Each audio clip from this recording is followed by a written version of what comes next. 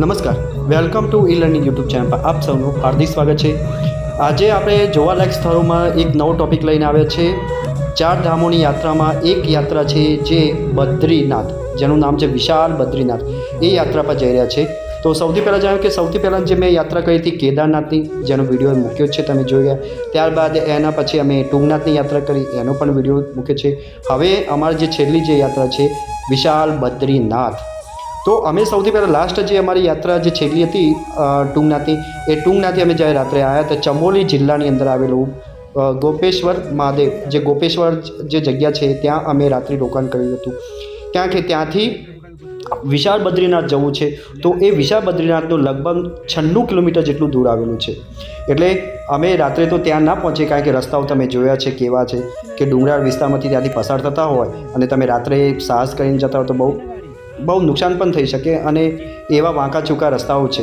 એટલા માટે અમે વધારે સાહસ નહીં કર્યું, એટલે અમે ગોપેશ્વર જે હતું ચમોલી જિલ્લાનું એક શહેર, એની અંદર અમે ત્યાં રાત્રે રોકાઈ ગયા અને ચમોલી જિલ્લાની અંદર આ બદ્રીનાથ સ્થળ આવેલું છે।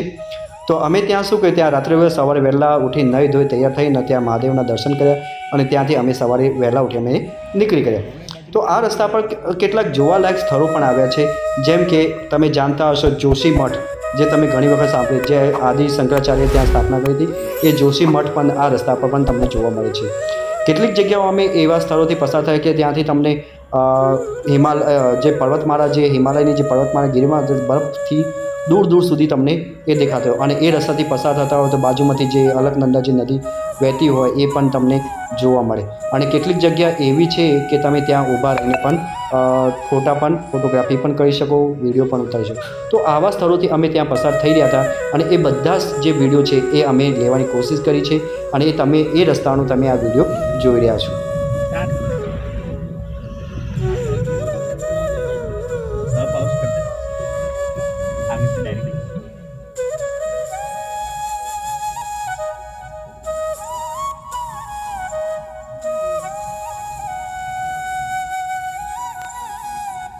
તમે જોઈ રહ્યા છો, જો ગાડીના અંદરથી કેટલું સરસ મજાનો વ્યૂ જોવા મળે છે। જુઓ, સફેદ ચાદરથી ઢંકાયેલો પર્વત। તો આ બધા જે રસ્તાથી તમે પસાર થતા હો તો કેટલું આમ સરસ વ્યૂ તમને જોવા મળે। અને આ રસ્તા એટલા ભયાનક અને ખતરનાક છે, કારણ કે કેટલીક વાર આ રસ્તા ઉપરથી જે ભેખડો ધસી પડે છે ને, એટલે કે પહાડો તૂટીને નીચે પડે છે, તો કેટલીક વખત આ રસ્તા ઉપરથી જ્યારે નીકળે તો ઘણી બધી સાવધાની પણ રાખવાની હોય છે। અહીંયા કેટલી વખત રેલવેનું કામ પણ ચાલે છે અને બીજું આ ડુંગરા પથ્થર તોડીને રસ્તો પણ ચાલે છે, એટલે ઘણી વખત જે ભૂસ્ખલન થવાની પણ ઘણી શક્યતા હોય છે। અમારે પણ રસ્તામાં જતાં એક વખતે એવું બનાવ બન્યું કે આગળ જતાં જે પથ્થર હોય એ પડવા લાગ્યા હતા, એટલે અમારો તો ડ્રાઈવર ચેતી ગયો હતો, એટલે પહેલાંથી દૂર ઊભી રાખી અને ત્યાં થોડી દેર ઊભા રહ્યા, પછી જોયું, પછી રસ્તો જેવું લાગ્યું હોય કે હવે જવા જેવું છે, એટલે અમે ત્યાંથી પછી આગળ નીકળ્યા। અને એટલા માટે કહીએ છીએ કે જ્યારે પણ તમે આ રસ્તા પર જાઓ તો એની જે સ્પીડ લિમિટ હોય 20 અને 30 કિલોમીટર જે રફતાર છે એટલી રાખવી, કોઈ વધારે સ્પીડમાં એ રસ્તાથી પસાર થવું નહીં। હવે તમે આ વ્યૂ જોઈ રહ્યા છો, જુઓ, અહીંયા તમે ઊભા રહીને સરસ મજાના ફોટા પણ પાડી શકો છો। જો આ સરસ મજાનું વ્યૂ છે એ પર્વત, અને કેટલી વખત તો તમને જે ડુંગરમાંથી નીકળતી નદીઓ અને એના ધોધ અને આ જો તમે બરફથી જે છવાયેલી એ પણ તમને અહીંયા જોવા મળશે। તો આવા જે વ્યૂ તમને અહીંયા જોવા, અહીંયા થોડી વાર માટે ઊભી રાખી, કારણ કે એ વ્યૂ જોવા માટે અને સરસ મજાના એટલા સુંદર વ્યૂ છે કે તમે એ જગ્યા છોડવાનું મન ના થાય। તો આવા સરસ મજાના વ્યૂ તમને જોવા મળે અને એ પહાડોમાંથી, એટલે કે એ ડુંગરમાંથી તમે ત્યાંથી નીકળતા હશો તો પણ તમને એ બહારનું જે સુંદર કુદરતી સૌંદર્ય તમને જોવાનું એટલી બધી ગેલછા, એટલે એટલું બધું તમને આનંદ આવશે કે તમે એમ થાય કે અહીંયા જ બસ રોકાઈ જઈએ એવું તમારું મન થાય। રાતના તો આ જગ્યા એકદમ ઠંડુ બરફ જેવું થઈ જાય, અત્યારે દિવસે તો પણ છે, પણ રાતના તો અહીંયા બહુ ટેમ્પરેચર એકદમ માઇનસમાં પણ જતું રહે છે। તો આવા સ્થળોમાંથી જ્યારે તમે પસાર કરો તો તમારે સૌથી પહેલાં ઠંડીનો પણ સામનો પણ કરવો પડે છે।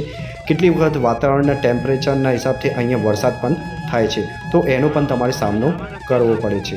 તો આવું જે રોમાંચિત અનુભવથી આ જે સ્થળ છે બદ્રીનાથવાળું, તો એવા સ્થળે જ્યારે જાઓ તો એના માટે તમારે સૌથી પહેલાં એને તૈયારી કરીને સાથે જાઓ। અને હા, જ્યારે પણ તમે બદ્રીનાથ જવાનું થાય તો સૌથી પહેલાં એનું રજિસ્ટ્રેશન ખાસ કરાવી લેવું, કારણ કે જો તમારું રજિસ્ટ્રેશન નહીં હોય તો તમને એન્ટ્રી કરવા દેશે નહીં। તો અમે જ્યારે બદ્રીનાથ પહોંચ્યા, તમે જોઈ શકો અમે બદ્રીનાથ પહોંચી ગયા છે અને જુઓ, સફેદ ચાદરથી ઢંકાયેલો આ બરફ જેવો દેખાય પહાડ ડુંગર, એ તમે જોઈ રહ્યા છો।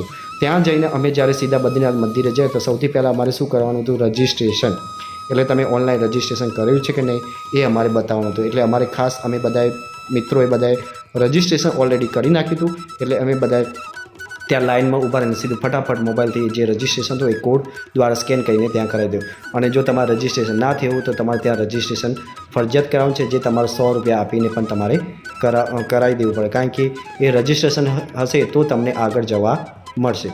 તો આ એ રીતે એટલે અમે બધા ત્યાં જતા રહ્યા. અને ત્યાં સૌથી પહેલાં જે તમે જોઈ જાઓ કે એન્ટ્રી પોલીસ ત્યાં ઊભા છે, અહીં તમને સીધા અંદર નહીં જાઓ, તમને કે સૌથી પહેલાં રજિસ્ટ્રેશન કરો. રજિસ્ટ્રેશન કરેલું હોય ત્યારે તમે અંદર દાખલ થશો.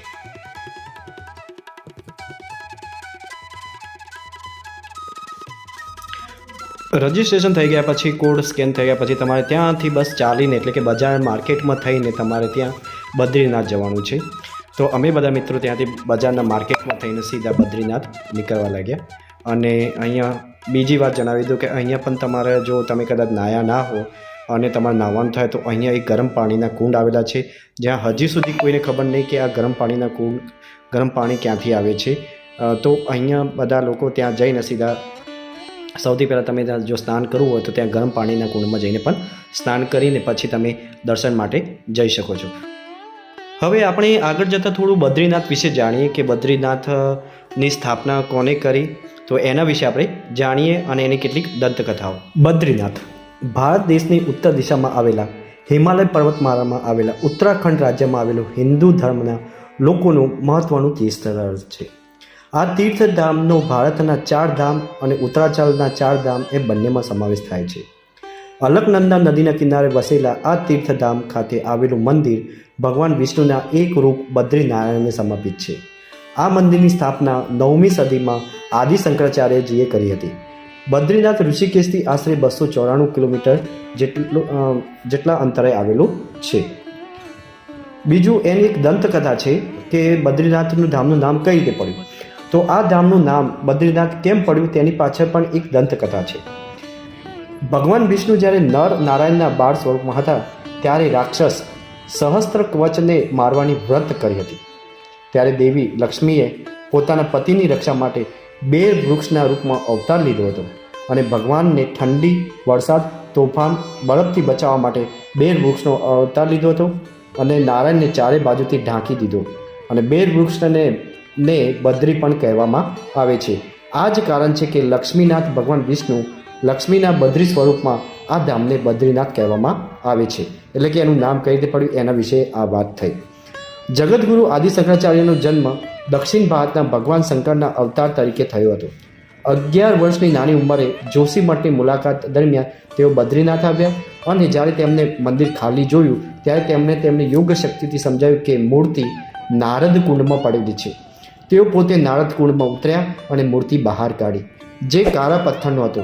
કાળા પથ્થરની મૂર્તિ જોઈને તેને વિચાર્યું કે તે ભગવાન વિષ્ણુની મૂર્તિ ન હોઈ શકે અને પછી તેને નારદ કુંડમાં મૂકી અને ફરીથી નારદ કુંડમાં ડૂબકી લગાવી, પરંતુ દરેક વખતે તે જ મૂર્તિને તેના હાથમાં આવી. પછી તેને વિશ્વાસ કર્યો કે ભગવાન વિષ્ણુ હતા, ત્યાં વિષ્ણુની મૂર્તિ છે. આદિ શંકરાચાર્ય આનંદ નારાયણની મૂર્તિની સ્થાપના ભૈરવ ચક્રને મધ્યમાં તે જ જગ્યાએ કરી હતી જ્યાં તે હાલમાં બિરાજમાન છે.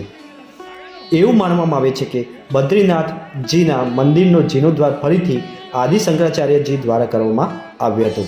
આદિ શંકરાચાર્યજીએ જોશી મઠમાં તપસ્યા કરી અને જ્યોતિષી મઠની સ્થાપના કરી. આદિ શંકરાચાર્ય બદ્રીનાથ નજીક વ્યાસ ગુફામાં 4 વર્ષ રહ્યા અને બ્રહ્મસૂત્ર, ગીતા, ઉપનિષદ અને સંસ્કૃત પર અધિકૃત ભાષ્યો લખ્યા. બદ્રીનાથ જ્યારે તમે જોયું દૂરથી કે કેવું સુંદર મજાનું છે, અલકનંદા નદીની કિનારે આવેલું આ બદ્રીનાથ મંદિર, જ્યારે તમે નજીક ત્યારે પુલ ક્રોસ કરશો એટલે ત્યાં એક કુંડ આવેલું છે જેનું નામ છે તપ્ત કુંડ, જે મેં તમને વાત કરી કે ગરમ પાણી ત્યાંથી નીકળે છે. ત્યાં તમે સ્નાન કરીને તમે જઈ શકો.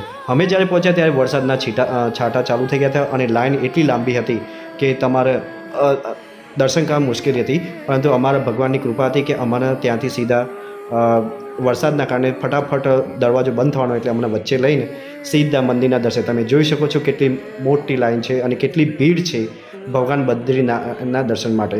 અને તમને જણાવી દઉં કે અહીંયાથી તમે બહારથી આ ખાલી દર્શન કરી શકશો. ફોટો જોઈ શકશો, પરંતુ અંદર મોબાઈલ એલાઉ નહીં, એટલે અમે અંદરનું કોઈ પણ વિડીયો શૂટિંગ કરેલું નથી. હા, મંદિરના બહારના જે મેદાન છે એ બધાને અમે શૂટ કરેલું છે. તો અહીંયા આટલી મોટી લાઈન હતી અને અમે બધા બદ્રીનાથ નારાયણના દર્શન કરવા માટે ત્યાં લાઈનમાં ઊભા હતા. તો આટલી આ ભીડમાં અમે ત્યાં શાંતિથી દર્શન કર્યા અને દર્શન કરીને બહાર ઊભા રહીને અમે ત્યાં ફોટો પણ પડાયો અને જે ત્યાં પછી કેટલાક ખરીદી શોપિંગ પણ કરી. તો આ હતું અમારા આજનું જે બ્લોગ, જે કહીએ જોવાલાયક સ્થળોમાં વિશાળ બદ્રીનાથનું મંદિર. તમે જ્યારે પણ આ મંદિરની મુલાકાત લો, એટલે કે દર્શન માટે આવો, તો એના વિશે થોડું ઐતિહાસિક વિશે જાણીને પણ આવજો, તો તમને બહુ રસપ્રદ લાગશે. તો આ અમારો આ વિડીયો તમને કેવો લાગ્યો? જો સારો લાગ્યો તો લાઇક એન્ડ સબસ્ક્રાઈબ ભૂલતા નહીં. આગળના વિડીયો માટે જોતા